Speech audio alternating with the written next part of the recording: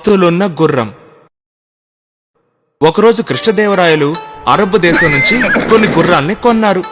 ప్రతి ఇంటికి ఒక్కొక్క గుర్రాన్నిచ్చి దానిని పోషించడానికి ఆ ఇంటి యజమానికి 3 బంగారు కాసులిచ్చారు. రామా, ఇదిగో 3 బంగారు కాసులు. దీనితో నీ గుర్రాన్ని బాగా బలిసిపోయేలా పెంచాలి.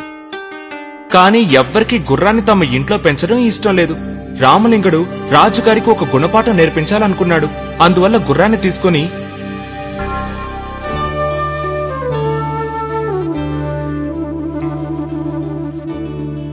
సరే మహారాజా, ఈ గుర్రాన్ని నేను చక్కగా పోషిస్తాను.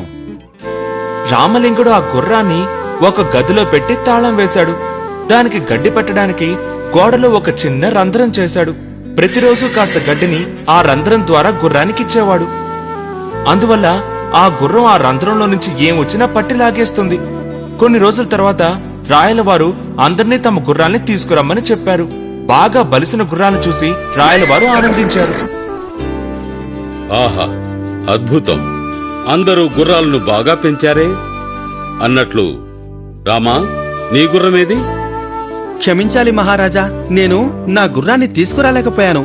నా గుర్రాన్ని తేవడం నా వల్ల కానే కాదు. ఏమిటి, తీసుకురాలేకపోయావా? గుర్రమేమి అంతలావుగా బలిసిందా?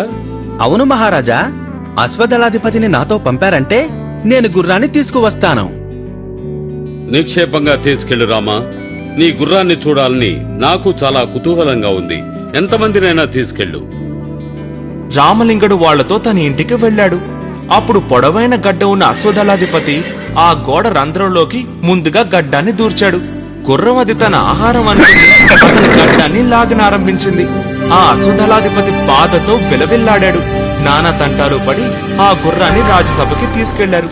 నిజానికి ఆ గుర్రం పక్క చిక్కుంది. రామా, గుర్రం ఎందుకిలా చిక్కిపోయింది? దాన్ని నువ్వు సరిగ్గా పోషించలేదా? 3 బంగారు కాసులను నీ కుటుంబానికే ఖర్చు పెట్టుకున్నావా? నన్ను క్షమించండి మహారాజా. ప్రజలకు తమ ఆహారానికే ధనం చాలనప్పుడు ఒక గుర్రాన్ని పోషించడానికి మీరు 3 బంగారు కాసులు ఇచ్చారు. ఈ గుర్రం శరీరంలాగే మన దేశ ప్రజల దేహమూ ఉంది.